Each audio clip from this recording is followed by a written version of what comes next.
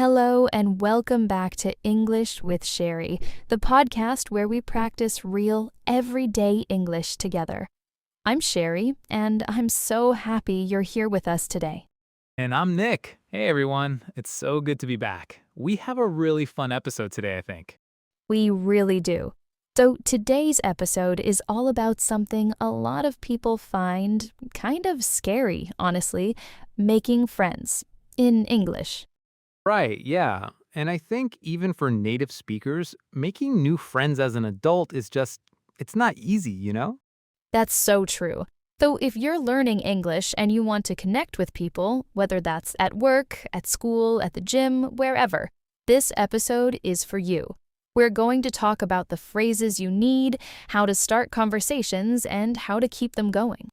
And we'll talk about some mistakes too, the kind of things that learners often say that sound a little off, but in a helpful way, not a scary way. Absolutely. No judgment here. This is a safe space. Okay, Nick, do you remember the last time you had to make a new friend, like as a grown-up? Oh yeah, actually, I moved to a new city a couple of years ago and had to start over. I didn't know anyone there, and I remember feeling really lost. I didn't even know where to begin.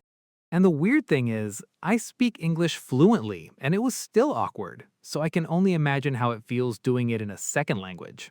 It really is. A lot of our listeners have good English. They can read, they understand movies, but when it comes to talking in a real moment, the brain just freezes.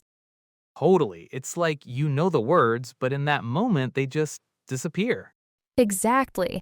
One reason it feels so hard is we put pressure on ourselves, thinking we need to say something smart or impressive.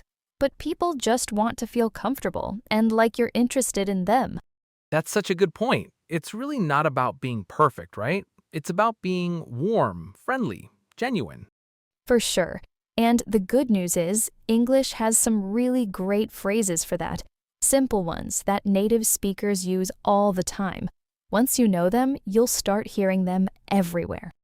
Right. Okay, so let's start with the very beginning. You see someone. Maybe it's a classmate, a coworker, someone at a coffee shop. How do you even start the conversation? So, first, comment on something you both share, something in the moment. Think of it as noticing something together. So, for example, if the teacher is late, do you think class is canceled? Or in a long line, this line is so long, right? Very simple. You're just starting something. I love that. And honestly, most people are relieved when someone else starts the conversation. They were probably waiting for someone to say something too.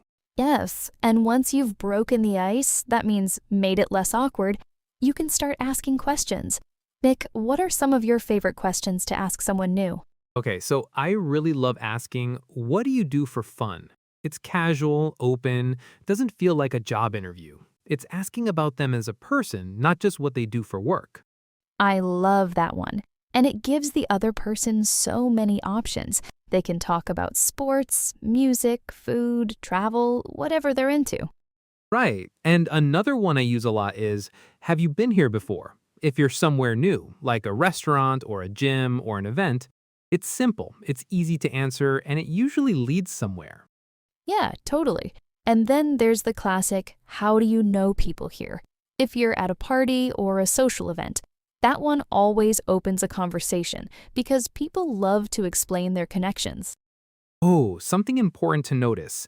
All of these questions are open questions. They don't have just a yes or no answer. That's really important when you're trying to have a real conversation. That is such a good point. Compare, do you like movies? Someone says yes, and it's over. But what kind of movies are you into? Suddenly, they have to think, share, and you have a real exchange.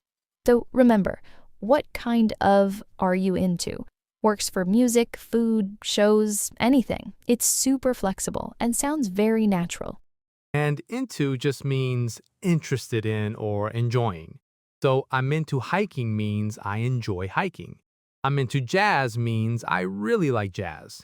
It's casual and it sounds really natural. Beautiful. Okay, let's do a quick practice dialogue to show what a real conversation between two people who just met might sound like. Pretend we just met at a weekend art class. Ready? Oh, I love this. Okay, yes, let's go. A, is this your first time here? The art class, I mean. Yeah, it is actually. I've been wanting to try it for a while. What about you? Same, yeah. I'm a little nervous, honestly. I'm not very good at drawing. Me neither. I think that's kind of the point, though, right? Just to try something new. I'm Nick, by the way. Hey, I'm Cheri. Nice to meet you.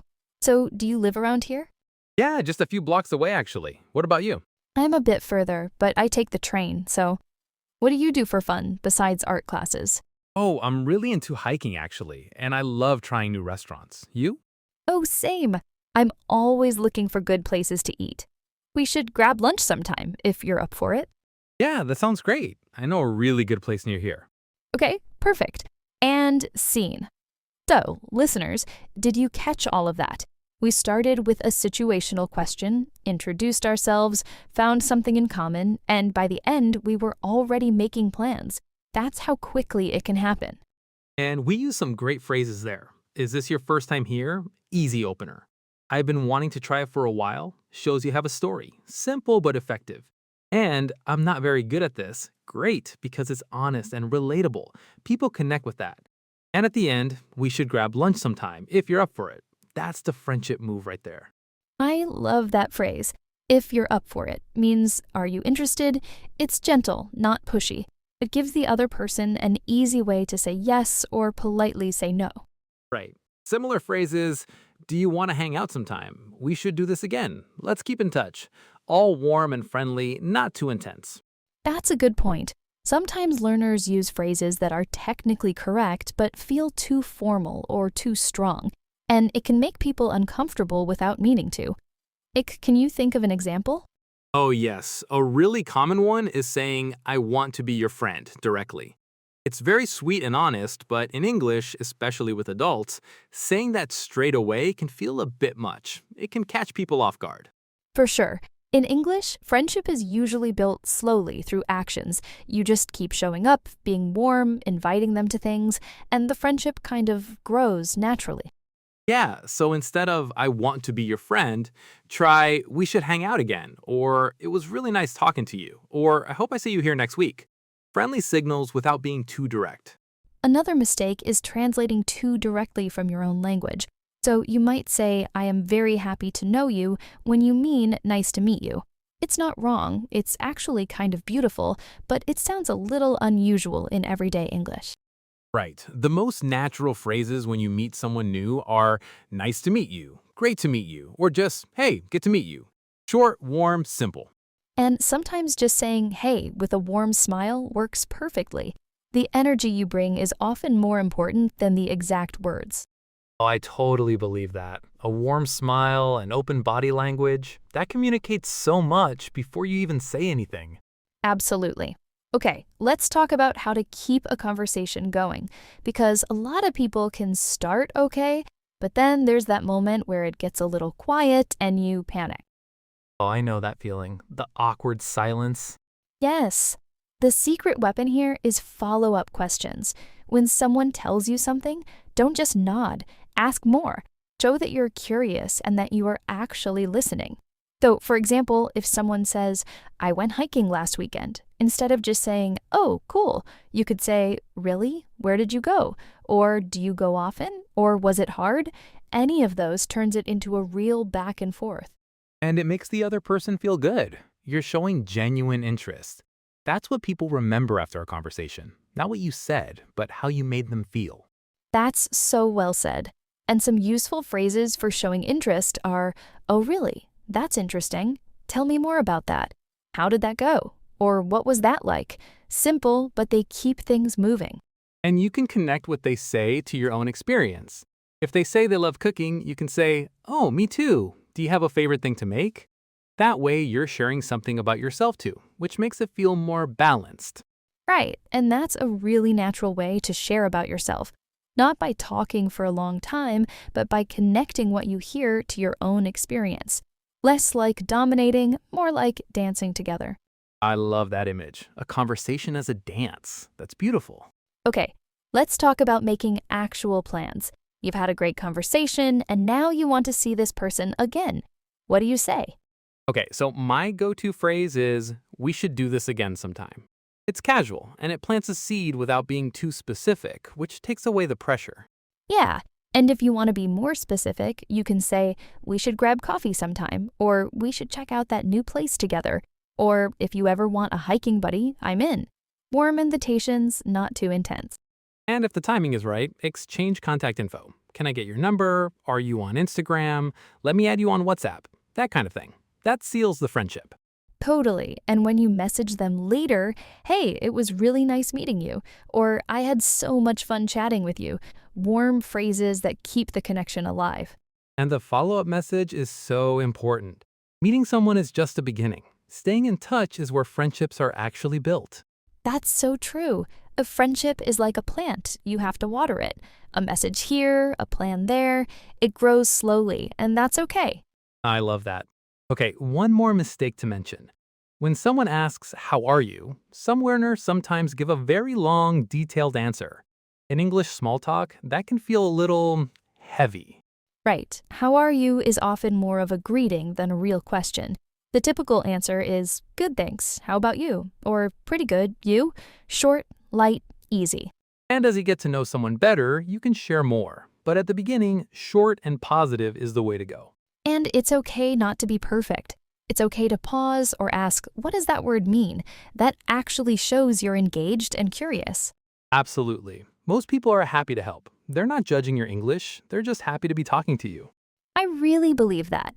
Okay, let's do a quick recap of the key phrases from today. Nick, do you want to start? Sure. Okay, so for starting conversations, is this your first time here? Have you been here before? What do you do for fun? And what kind of things are you into? And for keeping the conversation going, overly? Tell me more about that. What was that like? How did that go? That's so interesting.